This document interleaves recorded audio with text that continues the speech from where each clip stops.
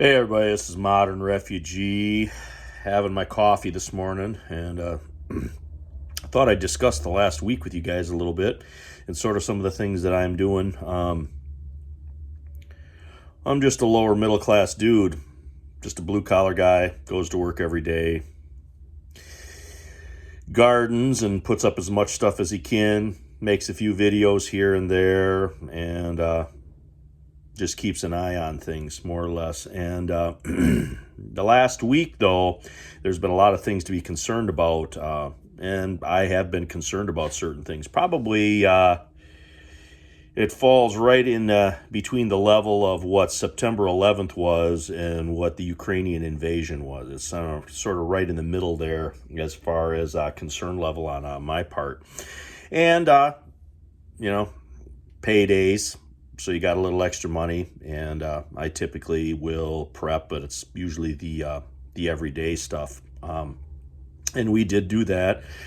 Bought our weekly groceries, what we normally buy. Grabbed a few extra things, a couple extra bottles like laundry detergent, that kind of stuff. The other couple things that I did, I got some prescriptions. Called a couple pharmacies that I deal with and said, hey, where's my cutoff here on these prescriptions? And I had a couple that could be filled, so I had those filled, and the insurance paid for those. And then I had another couple that I could get, but the insurance wouldn't pay for them 100%. So we went ahead and just paid cash, got those too. Another thing that I did is I rotated all the fuel that I got here. It's a bad situation if something pops off over there, and the fuel distribution globally gets shut down on top. And I expect if something does happen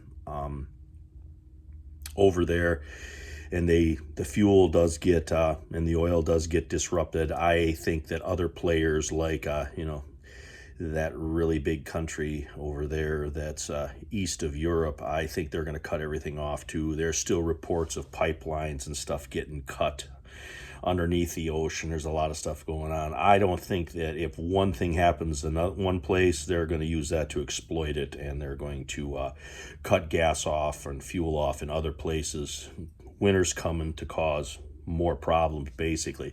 But getting off on a tangent there, but basically I don't store a lot of fuel here. I don't have a lot of place to store fuel, but we keep a few cans of gas here, and we keep our vehicles full.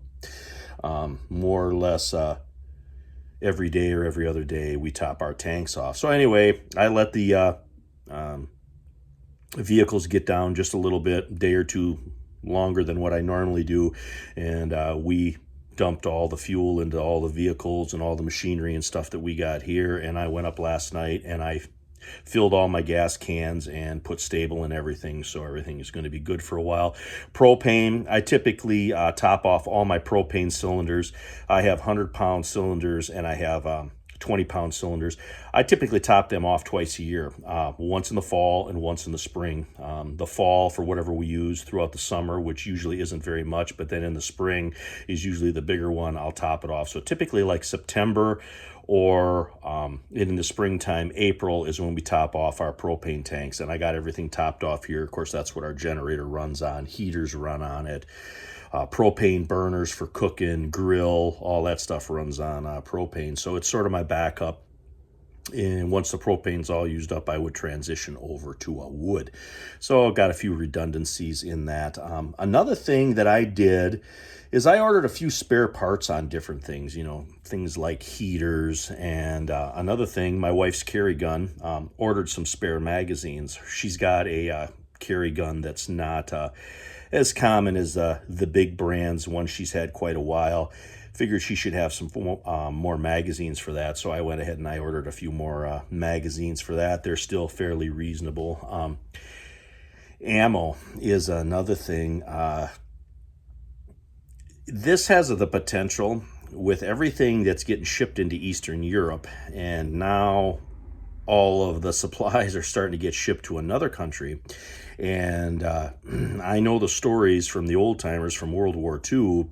Ammo just wasn't available. You know, people that had ammunition for hunting and different things, that stuff was strictly whatever they had is what they had before the war started.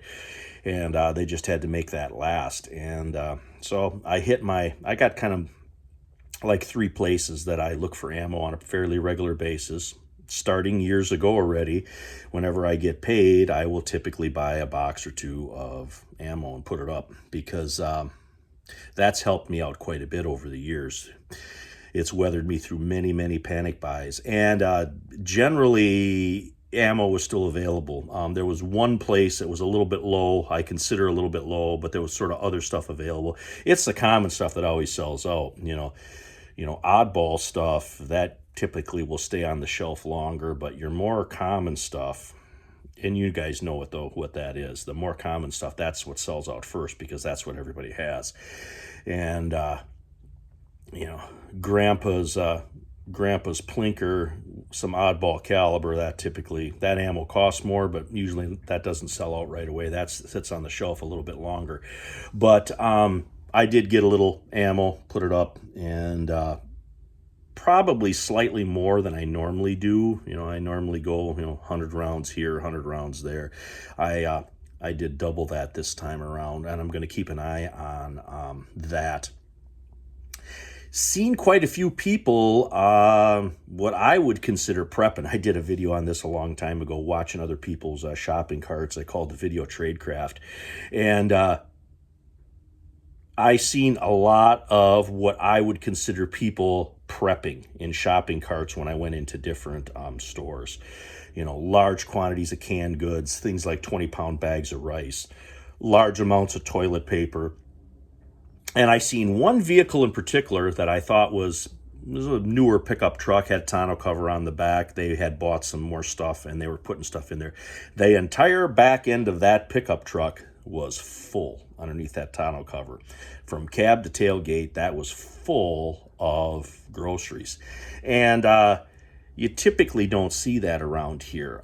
You see people buy full carts of groceries, but I'm here to tell you there was probably 6 full shopping carts of groceries in the back end of that pickup truck. It was a big pickup truck.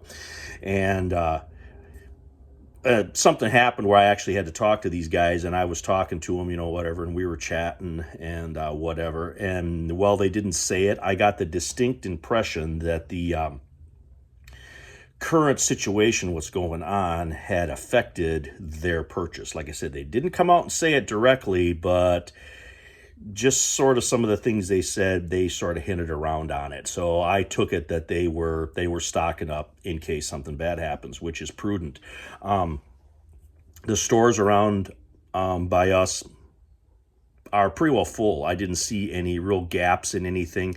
The only gap, I guess, that I seen in things is canning stuff is still a little on the low side, but it's still canning season.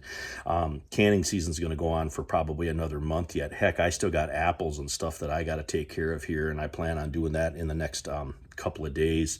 Maybe get a hunt in or something like that too. But so that's basically what I've been doing here in the last few days. How I've utilized, the funds from the last paycheck that I got. We rotated the fuel, bought some groceries, bought a few extra things, got some stuff online like those parts and those magazines, stuff that would be more difficult to get if something did happen. And I was actually on the way home when I heard about the hospital thing. And that, when I heard that, I look at that just another trigger. There's just been trigger after trigger after trigger. There's just a lot of stuff going on. There's a lot of world leaders that are flying around and talking to other world leaders. That's never a good sign. That's a sign that things are unstable, and they're trying to get their hands around things. And I'm afraid this situation is almost deteriorated to a point where it's kind of like the dog that caught the car. What are they going to do with it? And so I've just been keeping one eye on things. Haven't been doing anything real crazy other than just in a heightened observation mode and keeping an eye on the local neighborhood, sort of talking, getting with neighbors, getting with people that I know here, just sort of checking on things, seeing where their minds are on different things. Pretty much everybody that I've talked to that is in the know is keeping an eye on this and is kind of taking that heightened sense of observation. There's a lot of stuff on YouTube right now. There's a lot of news reports, a lot of speculation. I've seen a bunch of different videos from different angles on this, but it's just the world we live in, and that's another reason why it's good to have a few weeks worth of supplies at your place in case something does happen. You can weather the storm a little bit better, just like the old timers did. Another thing is water.